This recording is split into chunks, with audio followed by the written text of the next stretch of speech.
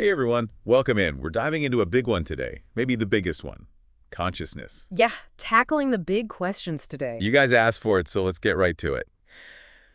We all experience the world, right? The sights, the sounds, everything. But how does that actually happen? What's going on in our brains that takes us from basic senses to, actually experiencing something? It's a question that's been a real head-scratcher for, well, pretty much forever. But today we're looking at a new theory that might actually have some answers. Totally. We're taking a deep dive into this paper by Ruben Laukkonen and Shamil Chandaria. It's called A Beautiful Loop, an active inference theory of consciousness. Catchy title. Right. And don't worry, we'll unpack all of it. But get ready, because these researchers are suggesting that our brains might actually be constructing reality itself. That's the big idea. And at the heart of it is this concept they call epistemic depth. We'll get to that. But to understand it, we got to start with this other really cool idea that's changing the game in neuroscience active inference. All right, so what is that then? Well, think of your brain like a prediction machine. It's always trying to guess what's going to happen next. So it's not just about, seeing with our eyes or hearing with our ears. It's doing a lot more. Way more. It's not just passively taking in information. It's actively trying to figure out what all that information means.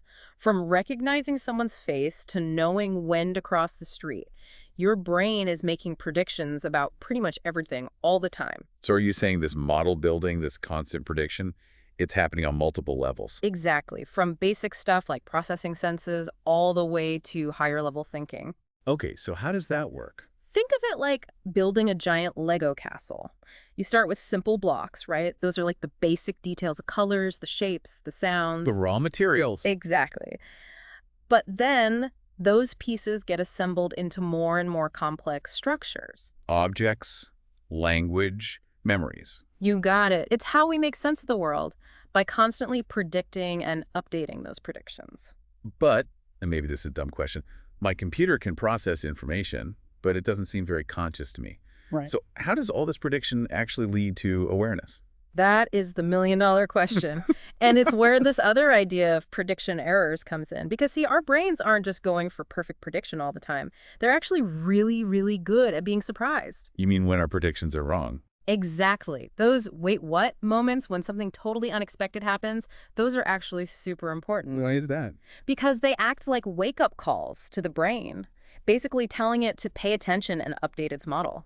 They're the engine of learning and adapting. Makes sense. I mean, if everything always went exactly as planned, we'd never learn anything new. Exactly. So our brains are constantly making these predictions, hitting those little surprises, Yeah. and then updating. It's like a never-ending game of mental Tetris, trying to fit all the pieces together. You got it.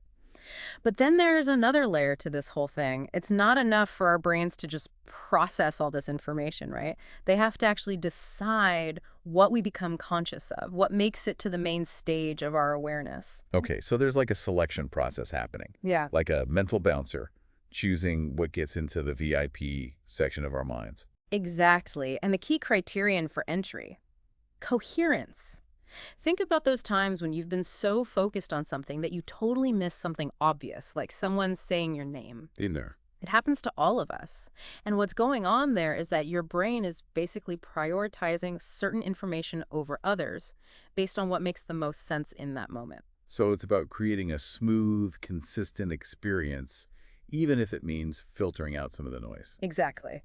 And that's where this idea of inferential competition comes in.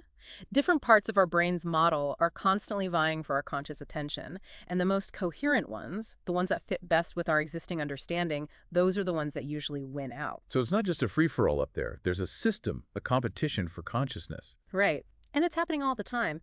But then there's another question: how does the brain actually bind together those winning pieces of information?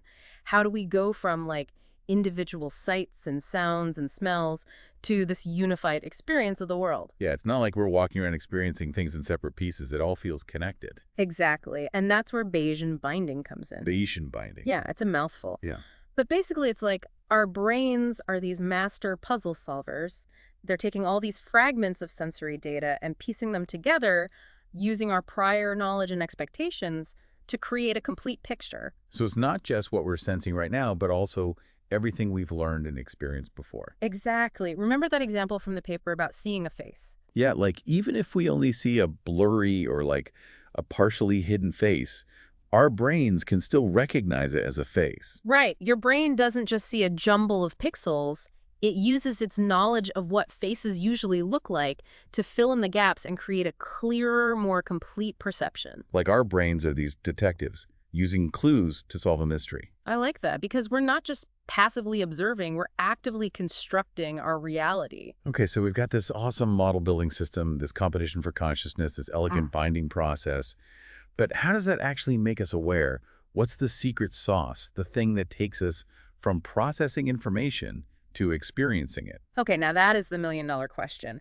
And it's where this idea of epistemic depth takes center stage. This is what they call the beautiful loop, right? Exactly. Remember how we talked about the brain constantly updating its model of the world? Yeah. Well, epistemic depth suggests that this updating process isn't just linear, it's recursive. Recursive, Meaning the updated model itself becomes part of the input, creating this feedback loop of awareness. So it's like the brain is looking in a mirror, but the mirror is reflecting back an image of the brain looking in the mirror and so on.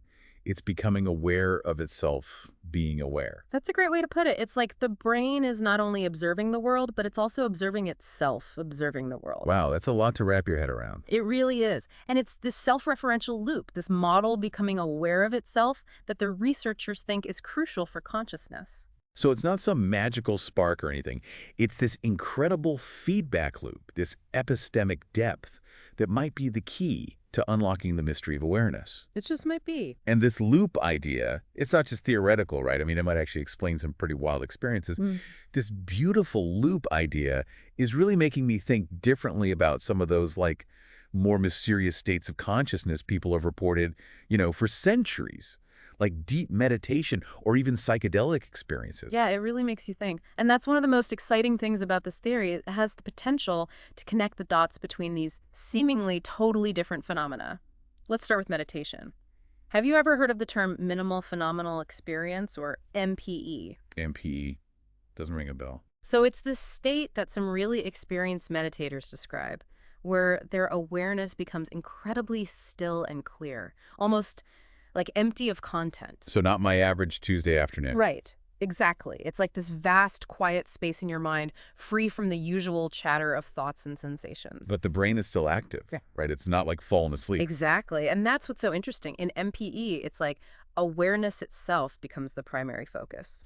Interesting. So how does this loop idea fit in with that? Well, the researchers suggest that this state, this MPE, might be what happens when the beautiful loop kind of turns inward, where the brain is essentially becoming aware of its own capacity for awareness. So instead of focusing on the external world, the loop is kind of turning in on itself, becoming aware of its own existence. Yeah, exactly. It's a tricky concept to wrap your head around, for sure, but it really speaks to the incredible flexibility and recursive nature of this feedback loop. It's like the loop can look outward at the world or inward at itself. Right. And what's even more wild is this same principle might help us understand those feelings of expanded consciousness people often report with psychedelic experiences. Okay, now we're getting to the really interesting stuff. Because a lot of people who use psychedelics, they talk about it fundamentally changing how they see reality, like even expanding their consciousness. Does this theory actually support that? It could. We know that psychedelics can create these huge changes in brain activity, especially in how different regions of the brain are connected. So more connections, more awareness. Well, it's not quite that simple, but this altered connectivity could lead to changes in the beautiful loop, maybe even amplifying that feedback mechanism, and that could create this heightened sense of awareness. So those experiences of interconnectedness, of seeing the world in a completely new way, it could be because that feedback loop is getting turned up. That's one possibility. But it's important to remember that psychedelic experiences, they can be really complex, often include illusions and altered perceptions. It's not just more feedback equals more accurate reality. Definitely not that simple. Right. But it's super interesting to think about. For sure. And this theory doesn't stop at just like the human experience, right? This has some big implications for how we think about consciousness in machines too, doesn't it? Absolutely. One of the biggest challenges in AI has been figuring out if a machine could ever really be conscious. But if consciousness comes from this beautiful loop, this self-aware feedback system, could we, in theory, build AI with that same capacity for epistemic depth? Whoa, are we talking about actually conscious AI? That feels very sci-fi. It does, doesn't it? It's a question that really pushes at the limits of what we know. It even brings up that classic philosophical zombie problem. Could a machine perfectly mimic human behavior and say all the right things about having feelings without actually having any subjective experience? So much to think about. It's mind-blowing. But to kind of bring it back, this epistemic depth theory, it suggests that consciousness comes from this amazing feedback loop in our brains, this beautiful loop that not only lets us experience the world, but to be aware that we're experiencing it. And it's a theory that might explain everything from how we see a stop sign to those really profound altered states people report. And it could change how we approach the future of AI, too. It's really a whole new way of thinking about one of the biggest mysteries there is, how our brains create the feeling of being. It really makes you think. And for you, dear listener, here's a question to ponder. If consciousness really is an emergent property of complex systems like this beautiful loop, could it be way more common out there in the universe than we currently think? Could there be other forms of awareness, other ways of experiencing reality, just waiting to be discovered? It's a question that should push us to keep questioning, keep exploring, and keep those prediction errors coming. Until next time, happy deep diving.